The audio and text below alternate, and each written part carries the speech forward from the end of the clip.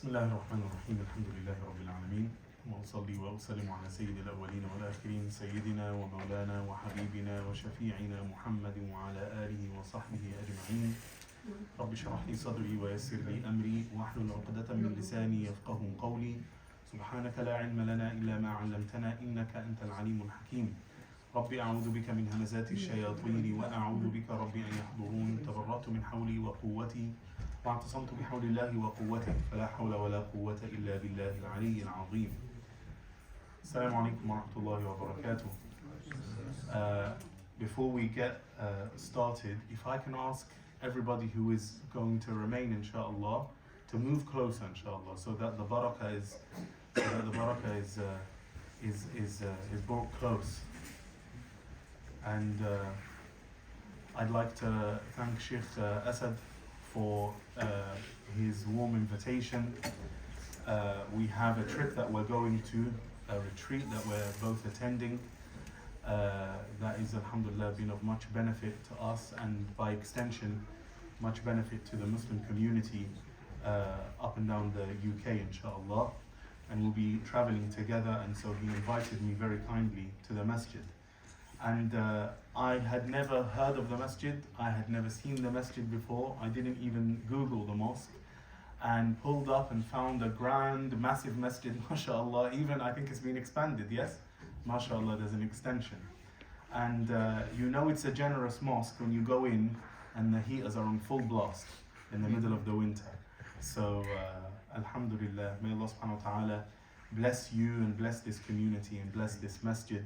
And may Allah subhanahu wa ta'ala make it a beacon of guidance for everyone. Allahumma ameen. You could have been anywhere tonight.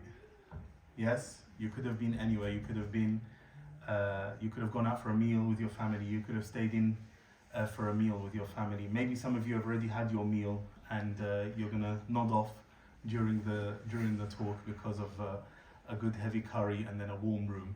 So I don't blame you. I do the same thing. Yes?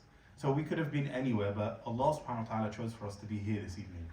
Allah subhanahu wa ta'ala chose for us to be in one another's company, in the company of His dhikr, of His remembrance, and in His house. And we as human beings, we by nature, we as human beings, it's so hot, we're going to sweat double tonight. Okay, tell you. We as human beings, by nature we like recognition. By nature we like recognition. And also, we want to know that somebody has noticed us. Recognition and to be noticed. As humans, that's something innate to us. Allah created that within us, by the way. Yes? And so, if we do something good, we want somebody to notice, yes? And these gatherings are the gatherings which the angels roam the earth looking for. Because Allah subhanahu wa ta'ala has angels, their sole job is to look for the gatherings of dhikr, where Allah's name is mentioned and is exalted and is magnified. And when one of them finds a majlis of dhikr, he calls his companions and he said, I have found what we have been looking for. And so they all come and they attend because that is their nutrition, that is their sustenance, that is their provision, their food, the dhikr of Allah subhanahu wa ta'ala. And Allah subhanahu wa ta'ala will ask, what has gathered my servants? And they will say they have gathered to remember you and to ask for Jannah and to seek refuge from hellfire. Or another narration, what are my servants asking for? They say, the angels will say paradise, and Allah will say, and what if they have seen it? Then the angels will say, then they will ask with greater fervor. Yes? And what do they seek refuge from? And the angels will say, they seek refuge from the fire. And Allah will ask them, and what if they were to see the fire? And then the angels will say, then they will ask with more enthusiasm. They will seek refuge with greater enthusiasm. And so Allah subhanahu wa ta'ala will tell the angels, bear witness that I have forgiven those, yes, in attendance. And so they will say, but one of them was forced there, or one of them had lost his way. Yes, because it's interpreted both ways, right? One of them had been forced in, or one of them had kind of lost it. He's just a passerby. He came in, oh, what's going on over here? Oh, it's a circle, and then leaves. Yeah, that happens all the time. So Allah subhanahu wa ta'ala will say, bear witness that I have forgiven for all of them. هُمُ الْقَوْمُ لَا يَشْقَى جَلِيسُهُم. They are the people whom no one who sits with them is ever miserable, or is ever upset, or is ever disappointed. That's the power of these gatherings. Don't underestimate them. Don't underestimate them. Of course, the gathering, as well as Allah subhanahu wa ta'ala's name being magnified and being exalted, there has to be some takeaway from it. Practical takeaway. Because there are many majalis of dhikr, aren't there? Yes, you can go and you can do dhikr in any gathering. You can do at home, with the musallis in the masjid, or a group of you in a community center or whatever, right? But there has to be something that changes your life. Because Allah subhanahu wa ta'ala, the dhikr of Allah subhanahu wa ta'ala is not just for tabarruk, but must create a change. Must create a change. And that's something we will come on to very soon. And so, I'm going to start with a question. You know that the topic surrounds connecting with Allah subhanahu wa ta'ala. And by the way, it's not just our hearts that need to connect with Allah subhanahu wa ta'ala. Our body has to connect with Allah. Everything about us needs to connect with Allah subhanahu wa ta'ala. So I'm going to open with a question. Yes? And I'm going to pick on people if nobody answers. Yeah? There are few enough people for me to point you out. Okay? The first question is, what am I? Not me, Mohammed. The human. Bani Adam. What am I? Huh? Who can answer that question? What am I? Brother. Abdullah. You're a servant of Allah subhanahu wa ta'ala. You're a servant worshipper of Allah subhanahu wa ta'ala. Okay. That is one of your that's part of your job description.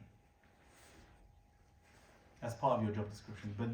But when you go for a job, yes, when you go for a job, I go as an imam, okay, but I'm still me. So what am I? Not what is part of my job. What am I? Yes. Creation of Allah. That's a foregone conclusion, because if it's not Allah, it's a creation. So we're all Allah's creation. So what am I? Human being. You're type, what is a human being? That's the question. What is a human being? Not every human being is Muslim. No. So what is a human? Can I say a special creation of God? ما خلقه بيديه, something created with his hands. So Allah subhanahu wa ta'ala created everything, and everything is special to Allah because everything has value. Even if it doesn't have value to us. The ant has value to Allah. Everything has value to Allah subhanahu wa ta'ala. And everything is special in the sight of Allah. There is a difference between us and the rest of the creation, but that's what I want to get to. It's not that Allah created us with His hands, because there's no indication that Allah subhanahu wa ta'ala didn't create the rest of the creation with His hands. So you're touching on something over here, and that is what makes us up. Our component parts. Our component parts. So I'm asking now, what are we? Yes, what are we? So you've mentioned, what's your name, brother? Manan. Abdul Manan. Abdul Mannan, mashallah. Abdul Mannan mentioned intellect. Okay. Now I'm gonna give you all a clue. There are 5 components. We've covered so far now the intellect, the aql. Okay? What else are we? Free will. Free will is an agency, is like a programming. Yes? It's like, for example, you have a control on your body, and this control has been switched off. Yes? for a certain purpose, for us to be tested. Yes, that's right, but that's not what we are. That's not what we are. Okay, so what are we? By the way, the intellect exercises free will. Yes. So what else are we? طيب. Go ahead. Yeah. Sorry, so if you said intellect, I would say body, soul, what is it? Fitra can be. Allah يفتح عليك. Yeah. Allah يفتح عليك. What's your name? Ala. Ala, mashallah. So, Ala has hit the bullseye. We are a body, yes. We are an intellect, as Brother Abdul Manan said, yes. We are a heart, a soul, yes, which is the nafs, and the ruh, the spirit. Okay? This is what we are. These are the component parts of every human being. Of every human being. A body. Why don't we, I want the youngest brothers in attendance. What's your name? Come forward. Yeah. What's your name? Abdullah. Abdullah, come sit next to me. And there. Yeah, you hiding with the notepad. Bring your notepad and come here. What's your name? Ahad. Yeah. Ahad. Sit down, please. MashaAllah. We want someone else who's young, yeah? There are more over there. Okay. You come over as well. What's your name? Mu'ad. Come sit to my right. MashaAllah. I need two more. You come over there, yeah, with the grey toppy. Yes, come. Yeah. What's your name? Suleiman. Oh, you look smaller when you're sat down. Come next to me. Come next to me. Come next to me. There's one at Okay. the back. There's one over there where he's hiding. Oh, yeah. Khalas. Oh, come. You look old from a distance. Come. MashaAllah. MashaAllah. Sit here next to Ahad. What's your name? Al-Hasan. Allahu Akbar. Al-Husayn's brother. MashaAllah. طيب. Now each one of these is going to represent one of the entities. طيب. So your name again? Mu'adh. Mu'adh is the body. Yes? So you're going to remind everyone that you're the body. And your name is? Sulaiman. Sulaiman is the mind. Okay? And Abdullah, you're the heart. Okay? And Ahad, you're the what? You're the nafs. Remember that. What are you? Nafs. Okay? And Al-Husayn? Al-Hasan, sorry. Al-Hasan, you're the ruh. Okay? You're the ruh. طيب. The body, put your hand up, body. The body, yes, is made from the earth and will return to the earth. The body, like everything else over here, but the ruh, okay, which Al-Hasan represents, he represents the ruh. All of these things are temporal. They exist in this life only. The ruh, or we'll start with the ruh rather. The ruh, which is represented here by Al-Hasan, the ruh is the oldest thing. It predates us and it will outlive us. It predates the body, the mind, the heart, and the soul, the nafs. Allah subhanahu wa ta'ala created the arwah, we don't know, billions, maybe trillions of years ago. Yes, before Allah created the creation, He created their arwah first, of everything. And this was in a realm known as عالم الذر or عالم الأرواح. Shaykh Asad, you know about عالم الذر, of course. Where Allah subhanahu wa ta'ala, He created all of the creation and offered all of the arwah the covenant. The covenant, or not the covenant, sorry, He took from, He offered them the first offer, and that was the amana, the trust. We're not going to go into all of these in detail, and that was free will. Which of you will take free will, will accept it, and in return you can live forever as kings in Jannah. But if you abuse the trust, yes, if you neglect it then you will find my wrath and my punishment in hellfire. And so Allah Tabaraka wa Ta'ala, He said, إِنَّا عَرَضْنَا الْأَمَانَةَ عَلَى السَّمَاوَاتِ وَالْأَرْضِ وَالْجِبَالِ. Allah said, indeed we presented the amana, the trust, which is free will, upon the heavens and the earth and the mountains. And these three are mentioned because they are the strongest of the creations that we know of. Otherwise, Allah subhanahu wa ta'ala would go through every single creation, which is impossible. The Quran is not for that. Yes? But every ruh, every spirit, the amana was presented to it. فَأَبَيْنَ أَن يَحْمِلْنَهَا. So they refused to bear the trust. وَأَشْفَقْنَ مِنْهَا. And they feared it because they realized the consequences. وَحَمَلَهَا الْإِنسَانَ. And man carried it, also the jinn carried it. And said, yeah, we can do it. We'll bear the trust. We'll take on free will and we will worship you, O Allah. We'll worship you willingly, voluntarily. Because all the creation worships Allah, but involuntarily. They don't have free will. And they want that. That's what they wanted. Because Allah presented. Who wants to take the free will? No one. No one wanted it. Mankind and the jinn took it. Okay? Because in our nature is haste. So yeah, we can do it. إِنَّهُ كَانَ ظَلُومًا جَهُولًا. Indeed, man was ظَلُومًا. He was wrong in his doing, in his actions. وَجَهُولًا. And ignorant. Why does mankind do that? Because mankind forgets this amana. But we still have it and we're responsible for it. طيب. So the ruh exists before us, and then when we enter this world, or when our mothers bore us, yes, each ruh from the world of arwah is attached to a body. So the arwah, they're all the same age. Just they enter the world in different sequences. That's it. Okay? And then when we die, the ruh continues to live on. It never dies. Yes? So when we say, what are we?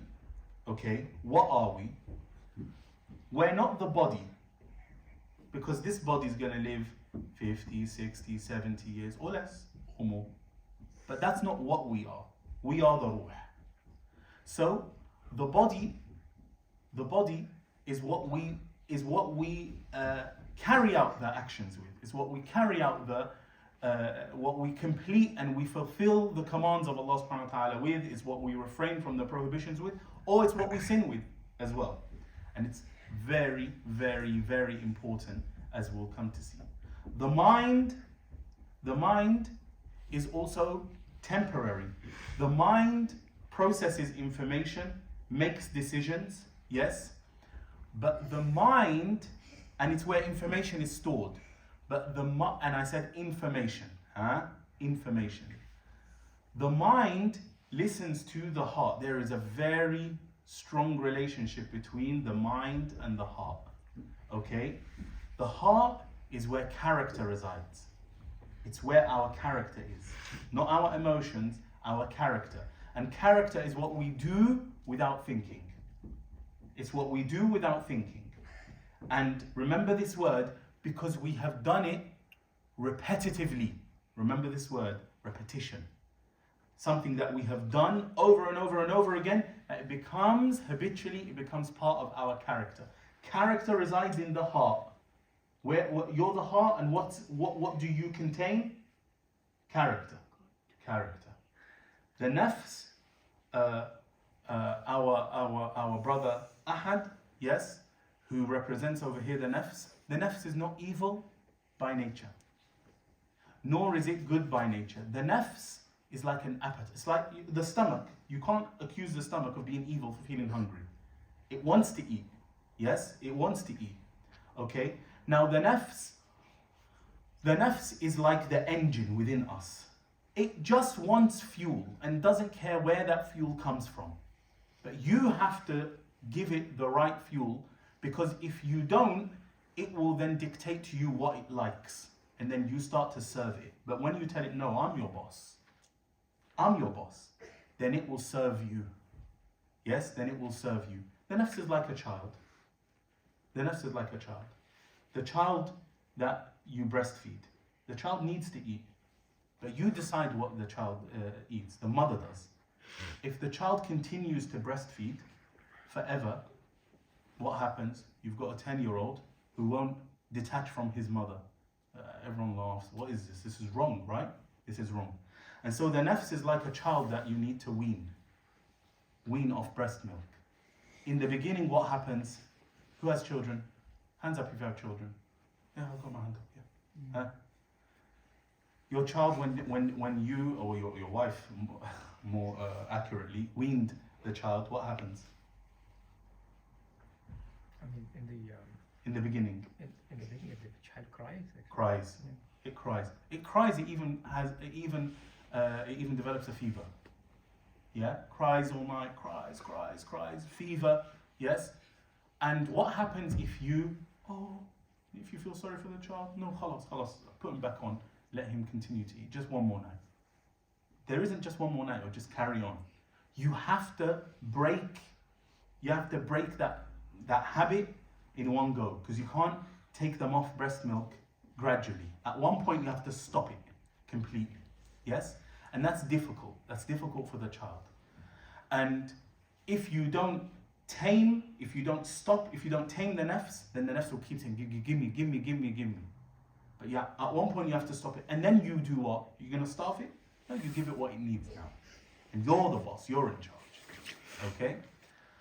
Then we have the ruh. Actually, just a question. Yes, of course. Questions at any point, brothers. Sorry. Can you distinguish about the heart and the nafs? For me, it looks to me as same, nafs and heart. Heart, because medical science does not, integrate. It's No, not yeah. just a heart. It's a blood, Okay, blood so, pumping. yeah. Is the heart, is the nafs, or is No, the... so we're not talking about physical entities only. Yeah. The body is the only physical entity over here.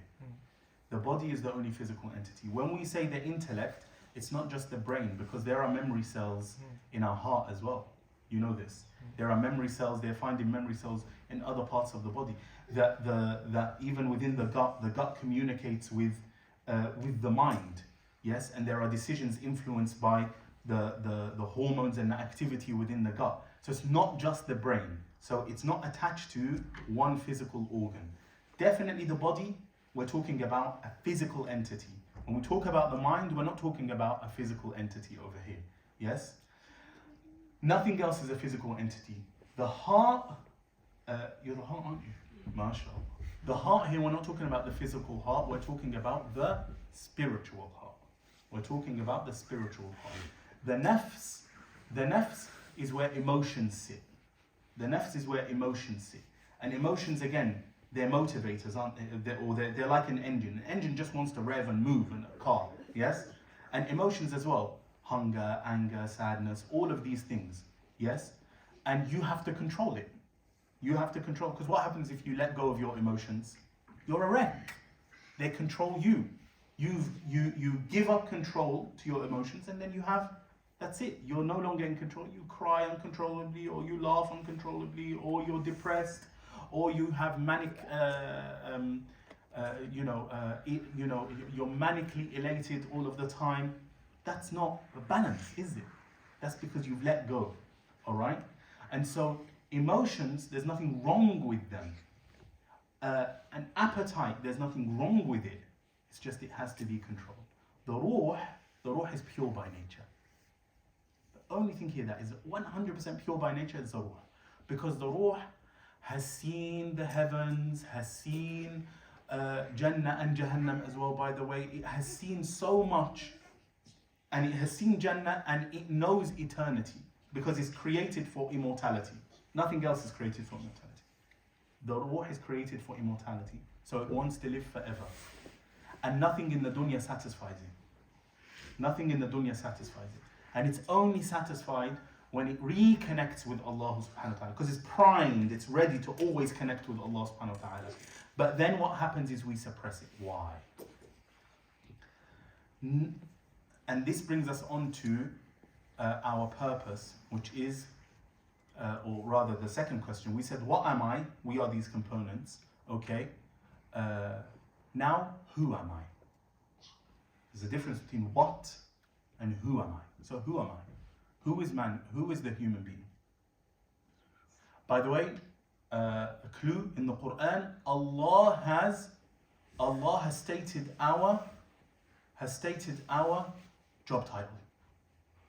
So who are we? I was created man and jinn for its worship. That's right. But that's man and the jinn. So I'm asking, who are we, man, this time? Yeah, the insan. What we have over the jinn. Is it any giant floor of the Khalifa? Barakallahu feek. Allah tabaraka wa ta'ala has made us his khulafa. Who knows what khalifa means? What does khalifa mean? Deputy. Deputy. Say, Deputy. deputy, that's right. Vicegerent, these are the same things. Linguistically, the khalifa. Representative, probably? That would be So better, that is one of because the meanings. Khalifa, Yeah. that's also described that if you are not there deputy, that you can play as like him. That's right. So it's not, we can't replace him, so it's like a representative. That's is right. The best, I think. So, the khalaf are opposite to salaf. Salaf are the predecessors, those who came before, and the khalaf are those who come after you. Yes, but when we say after you in Arabic, it's from khalf. So they are behind you. They're behind you. Okay, and so if you think of the front as the start of time, not the end. Okay, not towards, not in the direction of time, but the opposite. Okay, so when they say in Arabic, istakhlaftu fulan, it means I left somebody behind. Yes, I left somebody behind to carry out my job, to fulfill a mandate I have given them, a mandate that I have given them. So we are khalifas. Yes, what are we? Khalifas. Now, if somebody is behind, representing you in your absence, in your physical absence, they follow your rules, don't they? So, for example, when there is a representative in the UN for the UK, that representative has to represent the laws and the values and the systems of the country which appointed him or her to be their what? To be their khalifa there, to be their representative over there. Yes? And Allah made us his khalifas on earth. And that means we have to represent Allah subhanahu wa ta'ala on earth. And how do we represent Allah subhanahu wa ta'ala? What does that mean? Who can To tell me follow what that means? Allah's Sharia. To follow Allah subhanahu wa ta'ala's sharia. That's right. The sharia gives us the do's and the don'ts. The do's and the don'ts. But you can follow the instructions, refrain from the prohibitions, but you might not be a good khalifa. You might not be a good representative. Yeah, you tick all the boxes when it comes to protocol, but when you're looked at, nobody says, yeah, this is a true representative. Yeah, when I look at this person, I remember Allah. Because that's what a representative is. So how is that? How is it that a person, when they're looked at, people can remember Allah? Because that's the sign of a Just mu'min. leader or- The sign of a believer is that when people look at them, they remember Allah. As the Rasul Sallallahu Alaihi Wasallam told us that. Now, don't remember Allah subhanahu wa ta'ala, meaning Allah subhanahu wa ta'ala has no body. We're not talking about physical entity over here. No, Allah subhanahu wa ta'ala is far above that. He transcends that. Okay? They remember Allah, they remember what about Allah? They remember the sifat of Allah. They remember the attributes and the qualities of Allah. So when we say we are Allah's representatives, how are we representatives? When we mirror, when we reflect Allah's sifat, Allah's qualities. Allah is Rahman, and He loves Rahman, and He loves for His servants to be Rahman, to be merciful. Allah is Jawad, generous, and He loves Jood, generosity, and He loves when His servants characterize themselves, are characterized by Jood, generosity. Allah subhanahu wa ta'ala is Al-Mutafaddil, right? And He loves fadl, He loves grace and to give, right? And He loves His servants to be like that as well. Allah subhanahu wa ta'ala is Allah subhanahu wa ta'ala is Hannan. Yes? He's so soft, and he's soft with His creation and gentle and delicate with them. Yes? And He loves that quality. And He loves His creation to be characterized by that quality as well. And He Yes. is Mannan as well. And He is Mannan. But Mannan is to remind somebody of the favor. And so our share, Allah does not like us to remind others of the favors. We remind ourselves of Allah's favor over us, and that's our share, or that's our that's our portion of Allah's sifa al-mannan, but not with others, because Allah subhanahu wa ta'ala hates man among the people. Yes? Because He says, Ya ayyuhalladhina amanu la tubtilu sadaqatikum bil manni wal adha. Oh, you have believed, don't spoil your charities with man. Man is to remind others. I gave you this, remember, and I gave you that. Wal adha, and harm. So they've both been associated. Okay? So who are we? We're khulafa on earth. We're khulafa on earth. Now, all of this is lovely stuff. We know it. It's all knowledge.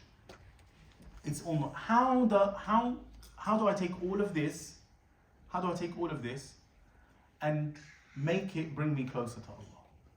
How does it bring me closer to Allah, this knowledge? Yes? We said that the body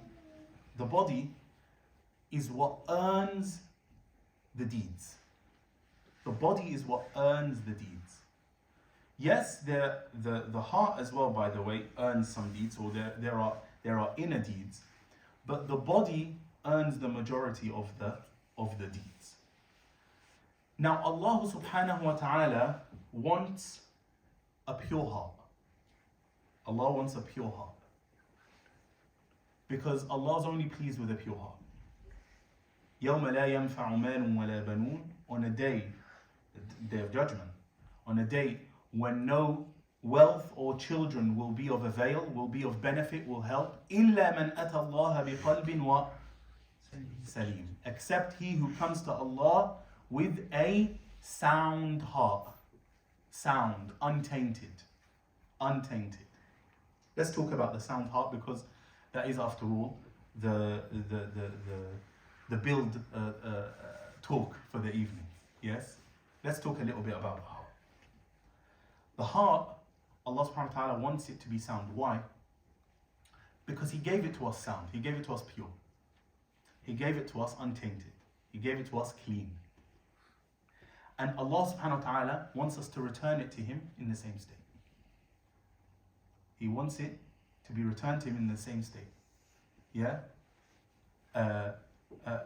Because what do lenders say? رُدَّ إِلَيَّ بِضَاعَتِي. Return to me my goods. And everything here has been loaned.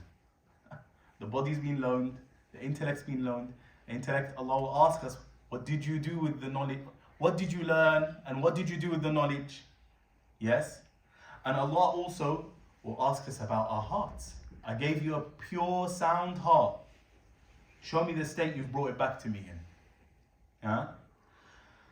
So Allah wants us to return the heart to Him in the same condition that He gave it to us in. Tayyib. How can it be pure? It starts off pure.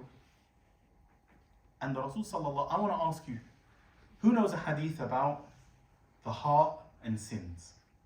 Imams excluded. Huh? Sins and the heart.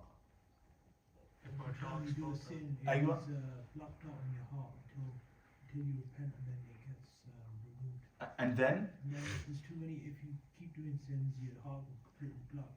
Yes, and then? And then if you repent, then your heart is clean, and then slowly the dots get detached from the heart. Brilliant. What's your name, brother? Farhan. May Allah subhanahu wa ta'ala make you always happy. You know what your name means, right? Farhan. Farhan is, it means someone who is perpetually happy. Okay? Farih is somebody who's happy once.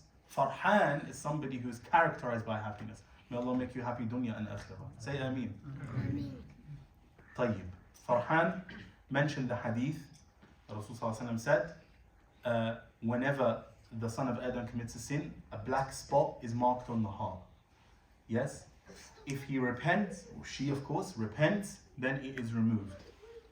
And the son of Adam will continue to commit sins, and the dots will continue to be marked on the heart until the heart is encased in darkness, and that is the Ran. Ran is the seal on the heart.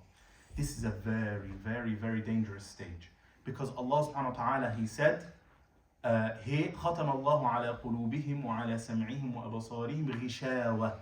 Allah has sealed upon their hearts and their eyes.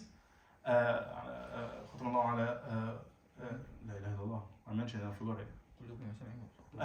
نعم. Allah has sealed on their hearts and their ears and their eyes. غشاوة. غشاوة is a cover, a case. Yes? And so when the heart is encased in darkness, in the Ran, which Allah mentions in Surah Al-Mutaffifin, yes, nothing goes in. No nasiha, no bayan, no khutbah, no reminder, nothing. No readings, nothing goes in. This is the point where whether you remind them or you don't remind them, لا يؤمنون. Allah subhanahu wa ta'ala tells His messenger.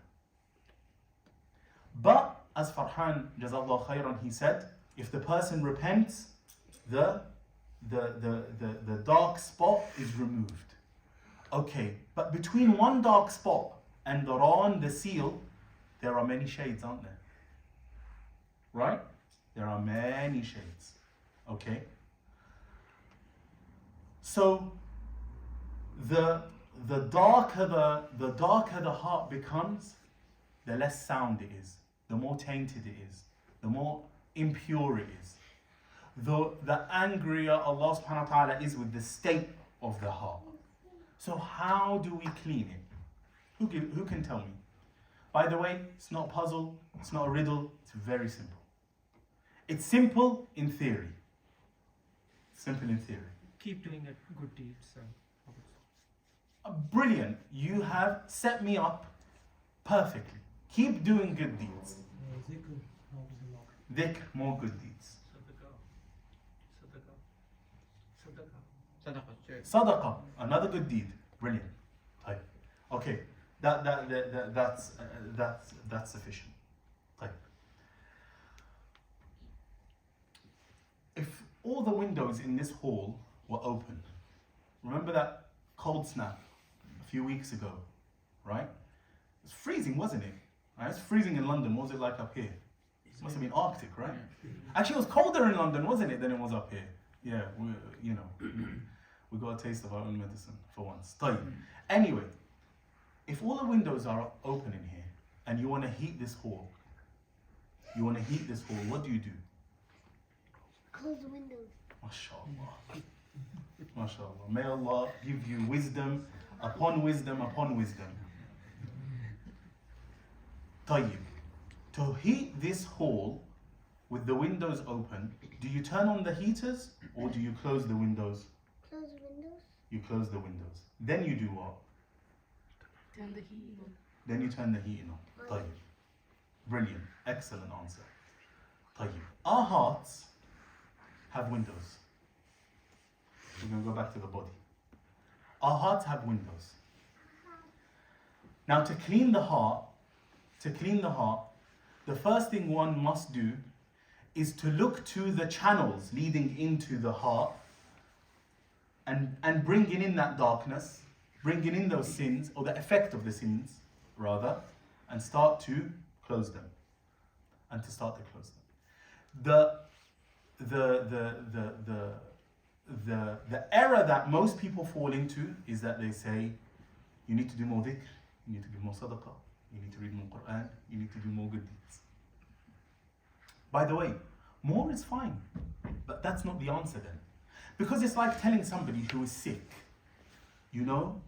running long distances and like marathons, really good for you. But this guy's bedbound. He's sick, he's ill. What does the ill person need first? Medicine. MashaAllah. He needs medicine. Yes, he needs medicine. Does he need to hit the gym? He doesn't need to hit the gym. He needs medicine.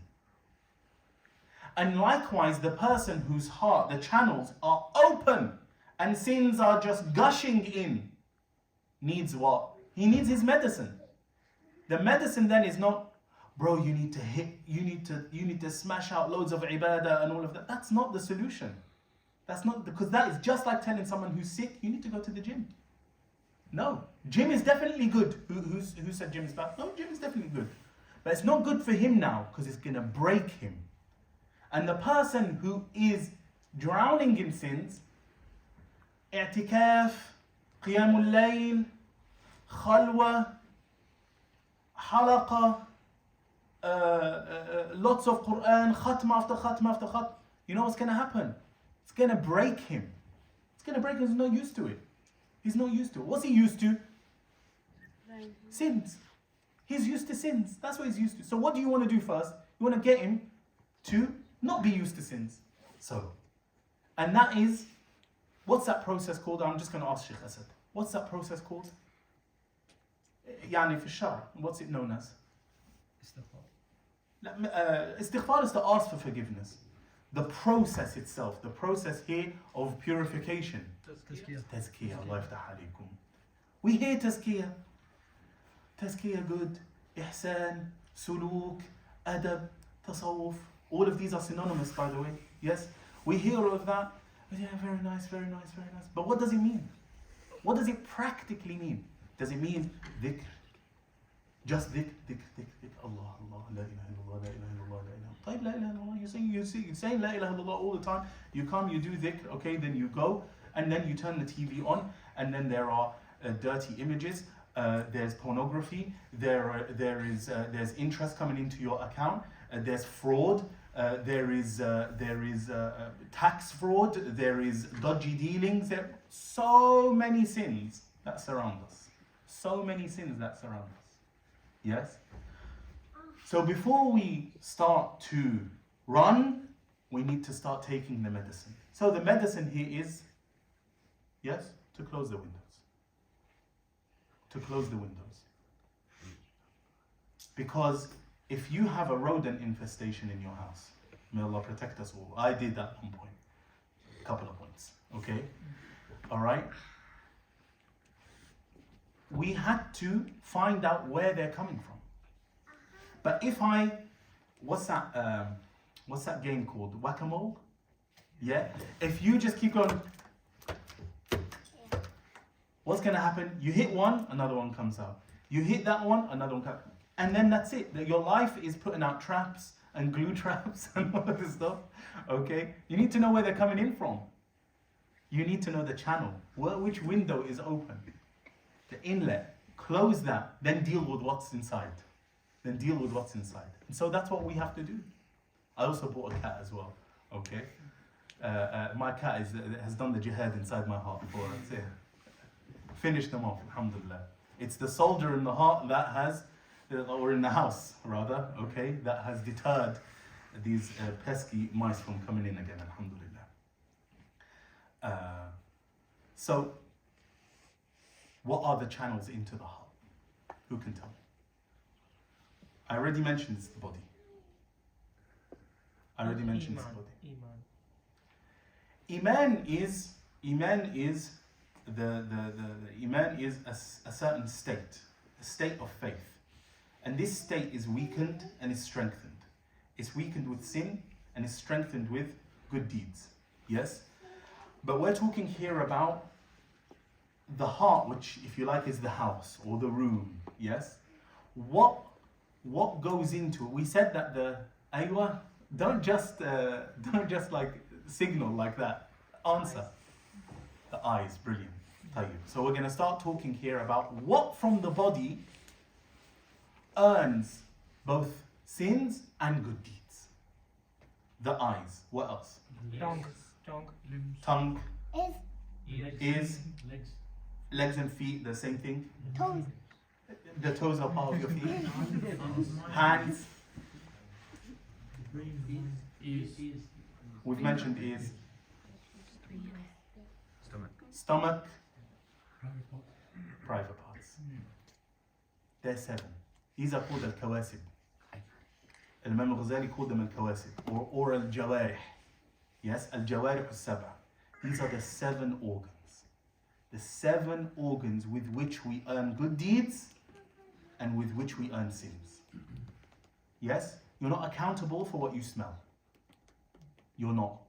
Yes, because the sin of smelling, the Rasul ﷺ said, if a woman walks past and she's wearing perfume and a man smells the scent, it is like he has committed zina with her and she's committed zina with him. But that's why? That's if he smells and then he starts to imagine the fahisha and entertains that thought and starts planning for it. Yes? But if you smell a good scent, it's impossible that the meaning is you smell perfume in a woman and then you get the sin of the fahisha. Of course not.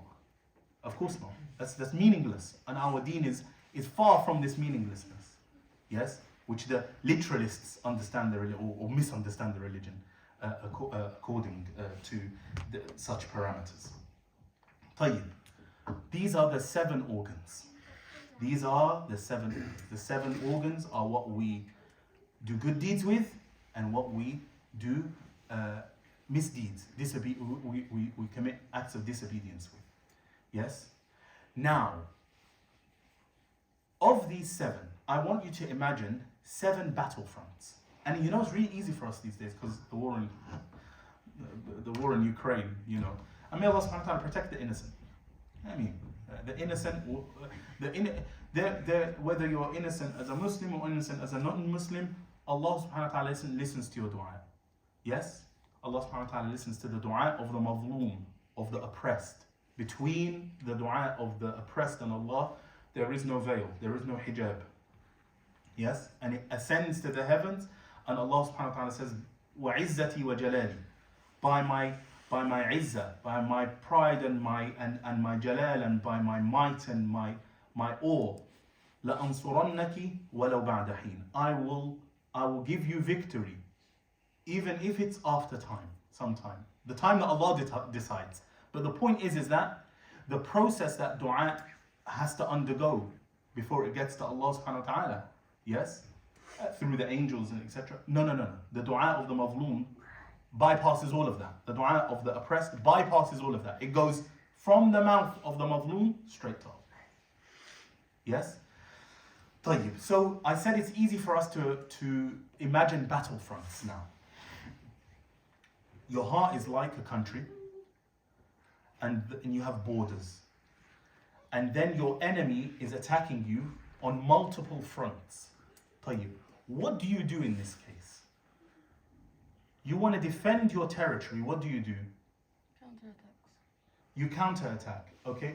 But what counterattack is to go into their land and to fight them after they have fought you. We're not talking about fighting back now. We're talking about closing off this front.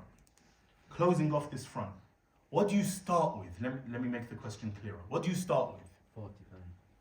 How do you fortify? I'm talking about fortifying now. You need to fortify your borders. Which part do you start with? Tongue. Eyes I probably. mean, you've answered the second question, but I want to know why. You start with the thought, and you're thinking about it, start planning. No, yeah, but I'm talking about the planning process here. In your planning process, which one do you start with? Mind.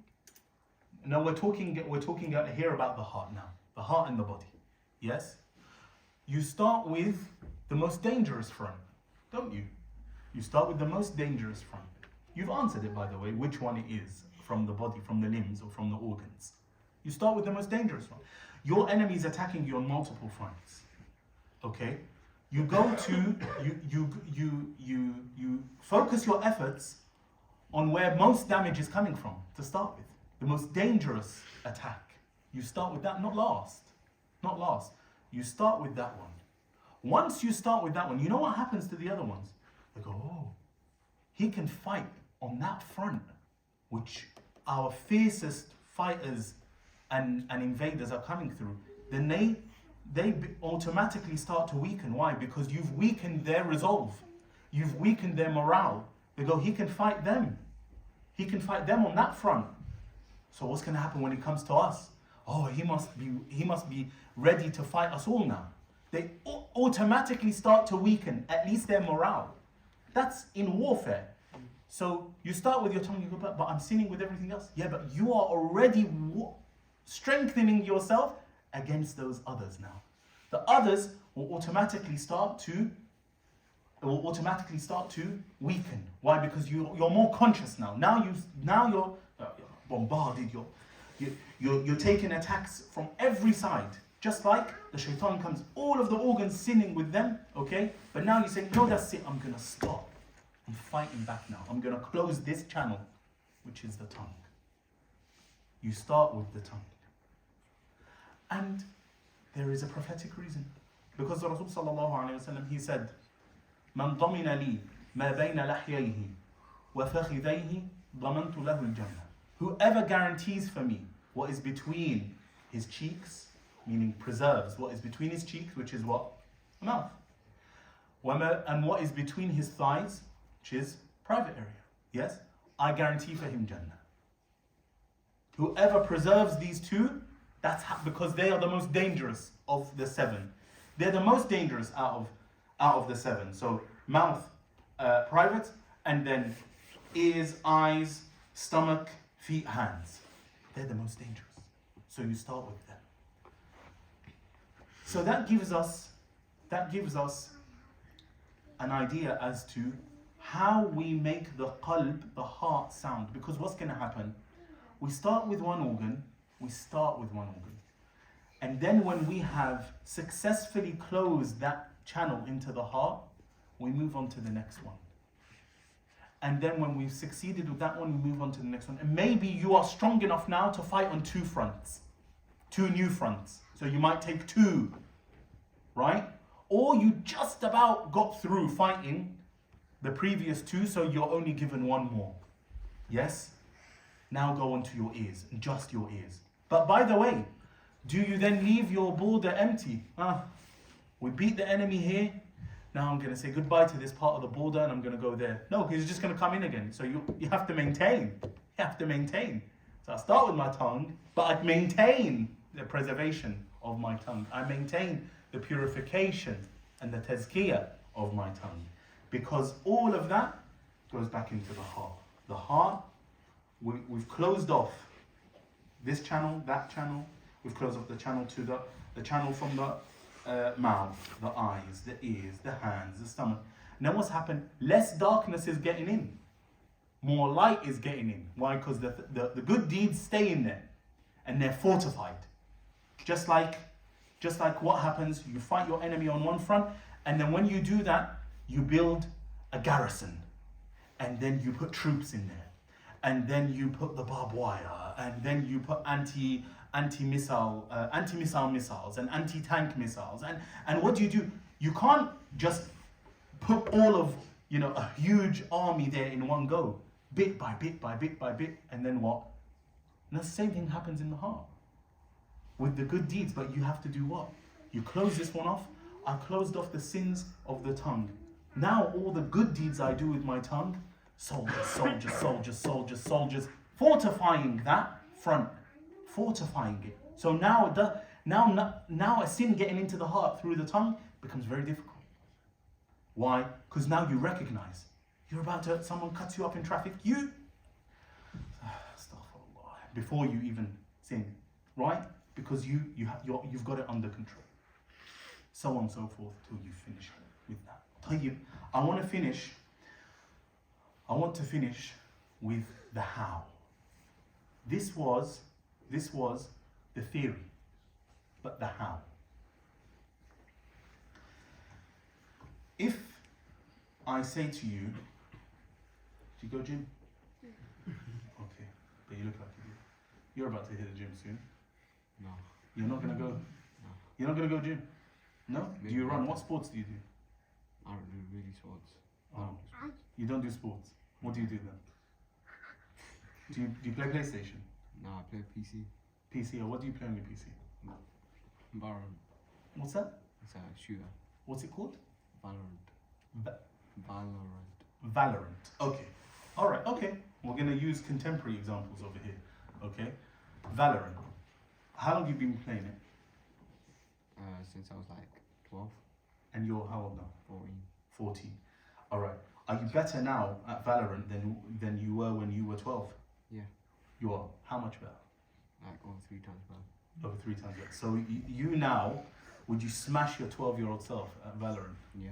Headshots and everything, right? Yeah. Yeah? With ease. While you're jumping, doing somersaults, you still get the headshot. Yeah. All right. But did you start like that? No. No. So how did you get to that stage where you became sick at it? Practice. Practice. And that meant you repeated the same task over and over again. Right? Yeah. Okay, you repeated it. Inshallah, there's some benefit to Valorant in real life, inshallah, okay? But at least there is a benefit for what we're saying now. You played Valorant enough times that now you don't even recognize your old self. If somebody who was at your level of skill then tried to play, you're a noob. You don't play me. You're a noob. Go play with the upstarts. Okay? You play in the big leagues now. Yeah. Right? You play in the big leagues. But you didn't start that. You're in the lower leagues. Right? You worked your way up to the big leagues through repetition. Right? Everybody understand here what we're talking about. Tayyib. We always hear stories of the Salihin. The awliya, and the Salihin, and the Arifin, and the ulama. This alim and this arif who used to finish the Quran in one night, this person who used to fast every day, this person who used to do this person who did this many dhikr, this one who did this many durood, right? Did they start like that? No. So how did they start? Repetition. But what was the start? Yeah, they practiced, but what were they like at the start of their journey? No, maybe they were not bad. Maybe they weren't bad. But were they able to do those good deeds all the time?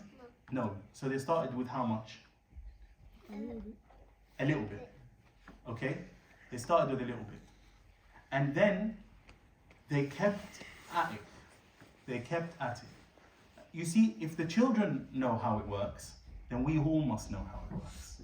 Okay? The problem is when it comes to ibadah, I want to attain these maqamat of the salihin. I'm just going to commit myself to ibadah in one go. No, you're going to break yourself. You're going to go into Valorant and play with the big leagues and you're going to get a headshot. Right? You're going to go to the gym, you look at the guys who are smashing it and you go, yeah, mashallah, I'll do that. You go, you grab the bar, you put 100 on it, you take it down, it doesn't come back up. And you break yourself. It doesn't come back up. Why? That guy didn't start like that. That guy didn't, even if he's gifted genetically, he didn't start like that. Alright? So, repetition and practice and persistence. Persistence. Yes, persistence. That's how you develop a good deed. Through repetition. Okay. But we were talking about cleaning out, purifying, tazkiyah of the heart from the sins. Let's talk about the eyes, for example. So just to Yes. all these things are need before a little motivation, and that little motivation will come with the iman. Brilliant. It's excellent that you mentioned that. Yeah. What do you, the motivators, by the way, are what we all know. Khutbas, bayans, booklets, the big books that we read, the series that we hear online, okay? These are the motivators. Unfortunately, we are stuck in the motivation phase. That's what we're stuck in. Healthy food is good for you. Healthy food is good for you. Healthy food is good. Yeah, healthy food is good for me. Healthy food is good for me. But at no point is somebody giving me the healthy food and teaching me how to get off the junk. Yes, the tazkiyah, purifying even just your gut, needs a guide, needs a teacher, a nutritionist, a dietitian. Just to clean out our gut, we go to specialists. When it comes to our deen, I'm going to DIY it. I'm going to do it myself. And when you DIY it, what happens? You break yourself. Because DIYing it is crash diet, crash diet, crash diet. Which diet in your life ever worked? Huh? I'm basically looking for a fat guy, right? But mashallah, you're all in shape, okay? So I'll look at myself. No diet has ever worked in my life. Diets don't work, we all know that. All diets have a start date and a what date? An end date. But we're not talking about an end date, we're talking about a shift in your lifestyle. And so how do you move from just the motivation, because we are all at motivation, nobody's lacking motivation. Everybody knows what is right and everybody knows what is wrong. We've watched enough videos, enough reminders on Instagram, YouTube Shorts, TikTok, whatever. Now's the application. Now's the application. Yes? And so we have the motivation. So we said that's how you can install. This is how you can install a good quality into the heart, through repetition. Top, how do you uninstall? How do you uninstall? Also through repetition. I want to uninstall swearing. All right. I have been swearing for 20 years. I haven't. Well, I have. But I've been swearing for 20 years. How do I stop swearing now? How do I stop swearing? Close the window. That's right, okay? But this window is proper stubborn, right? This window is really stubborn, okay? So I need to close this window. How I need to stop swearing? I need to uninstall the swearing. Okay. When you have an app, you download an app. Downloading the app onto your phone, okay, is downloading the app onto your phone is the knowledge. It's stored on your phone. The knowledge of halal and haram, everything is stored in our intellect. It's your intellect, aren't you? Yeah? It's stored in our intellect. Right? But what do we have to do? When you open the app, it says to you, what's the first option it gives you? Condition to Install. Because you've downloaded it, but you haven't installed it yet. So you press install. If it's a big program, it takes long to install. If it's a small program, it takes a short space of time to install. Okay, when I want to uninstall a program, yeah, basic tiny app, uninstall, are you sure? Yes, poof. But I want to uninstall a program and there's a lot of data. Okay, when I press uninstall, there's a bar or the percentage, right? So it takes longer to uninstall. We can learn we can learn tazkiyah from a phone. We can learn tazkiyah from a phone. Because this is from ourselves. And Allah says, وَفِي أَنفُسِكُمْ أَفَلَا تُبْصِرُونَ. And in yourselves there are signs. Do you not see? And these are from ourselves. We've made them. Everything we make reflects our nature and the nature of the universe as well. Right? So, to uninstall a bad quality, which you seldom commit, what will happen? You can uninstall it quickly. Right? 10, 14 days, 30 days, for example, I can uninstall it. But if it is one with deep roots, we said, you've been swearing for 20 years. Everything is be this, S, that, whatever, yes? All the time. You don't think, because it's within your heart. It's part of your character. How do I uninstall it? Also the same process of repetition. Okay, first you have to say, okay, that's it. I'm pressing uninstall. Are you sure? Yes. Now that I've pressed yes, the first thing that's going to happen is what? Somebody barges me. I'm going to turn around and I want to swear. Right? First thing I do is I press yes. Khalas. I have to suppress my urge to swear. Is it going to be easy? No.